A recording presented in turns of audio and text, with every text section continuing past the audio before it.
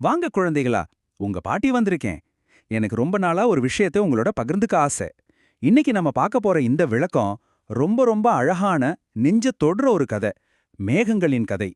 வாங்க, பாட்டி பக்கத்துல உட்கார்ந்து கொஞ்சம் கவனமா கேளுங்க. சரியா?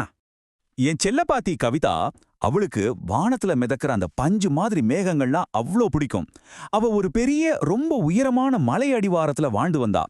வீட்டு வாசல்ல நின்னுகிட்டு அந்த பெரிய வானத்தையும் அதுல மெதுவா நகர்ந்து போற மேகங்களையும் நாள் முழுக்க பார்த்துக்கிட்டே இருப்பா. அவ்வளோ ஆசை அவளுக்கு. இதுல ஒரு சுவாரஸ்யமான விஷயம் என்னன்னா, கவிதா கிட்ட ஒரு மாய கண்ணாடி பாட்டில் இருந்துச்சு. ஆமா, நிஜமாவே ஒரு மேஜிக் பாட்டில். அதை வச்சு என்ன வேணாலும் பண்ணலாம்.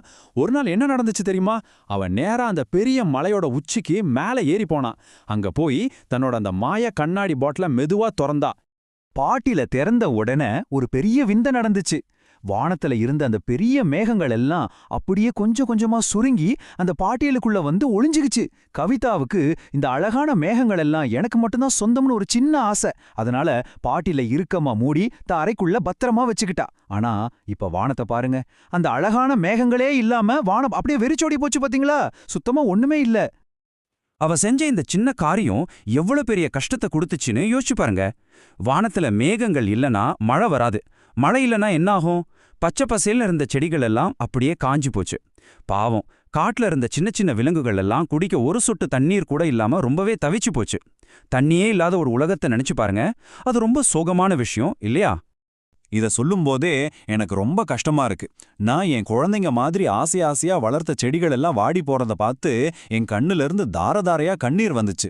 அழுதுகிட்டே அந்த பாவப்பட்ட காஞ்ச செடிகளுக்கு எங்கேயாச்சும் கொஞ்சம் தண்ணி கிடைக்குமான்னு நான் ரொம்ப கஷ்டப்பட்டு தேடிட்டு இருந்தேன். என் மனசுக்கு அவ்வளவு பாரமா இருந்துச்சு. அப்போதான் ஒரு விஷயம் நடந்துச்சு. நான் அழுதுகிட்டே தண்ணி தேடுறத என் பேத்தி கவிதா பார்த்துட்டா. நான் தவிக்கிறத பார்த்த உடனே அவளுக்கு புரிஞ்சு போச்சு தான் எவ்வளவு பெரிய தப்பு பண்ணியிருக்கோன்னு. ஆமா, இயற்கையோட அழகையும் வளத்தையும் தனக்காக மட்டுமே சொந்தமாக்கிக்க நினைச்சது எவ்வளவு பெரிய தப்புன்னு அவருக்கு தெளிவா புரிஞ்சுது. தன்னோட சின்ன சுயநலத்தால இங்க மத்த உயிர்களெல்லாம் எவ்வளவு கஷ்டப்படுதுன்னு அவன் நல்லா தெரிஞ்சுக்கிட்டா. தப்பா உணர்ந்த உடனே கவிதா என்ன பண்ண தெரியுமா? சட்டுன்னு ரொம்ப வேகமா அந்த மலையோட உச்சிக்கு திரும்பவும் ஓடினான். ஓடிப்போய் தான் அறைக்குள்ள வச்சிருந்த அந்த மாயா கண்ணாடி பாட்டில எடுத்துட்டு வந்து திறந்தா. உள்ளே அடைபட்டிருந்த மேகங்களை எல்லாம் மீண்டும் அந்த பெரிய வானத்துல சுதந்திரமா பறக்க விட்டா. மேகங்கள் எல்லாம் மறுபடியும் வானத்துக்கு போய் ஒரு பெரிய மூச்சு விட்டு நல்லா பெருசா விரிஞ்சிருச்சு. மேகங்கள் வானத்துக்கு போனதும் இருண்ட கருப்பு மேகங்கள் எல்லாம் உன்னா கூடிருச்சு. ஷில்லுன்னு காத்து வீச தொடங்கி கொஞ்ச நேரத்திலே ஜோரா மழை பெய்ய ஆரம்பிச்சுது. தண்ணி இல்லாம தவிச்சு போயிருந்த பூமிக்கு மறுபடியும் உயிர் வந்த மாதிரி இருந்துச்சு. தாகத்தில் இருந்த பூமி அந்த மழைய குடிச்சு திரும்பவும் குளிர்ந்துருச்சு. காய்ந்த செடிகளும் விலங்குகளும் மறுபடியும் துள்ளி குதிச்சு ரொம்ப சந்தோஷமா ஆயிடுச்சு. இதுல இருந்து கவிதா கத்துக்கிட்ட விஷயம் என்ன? இயற்கைங்கிறது நம்ம எல்லாருக்கும் பொதுமான ஒண்ணு. அது யாருடைய தனிப்பட்ட சொத்தும் கிடையாது. அதை நாம ஒருபோதும் ஆக்கிரமிக்கவோ இல்ல நமக்காக மட்டுமே ஒரு பாட்டில்ல அடைச்சு சொந்தமாக்கவோ கூடாது.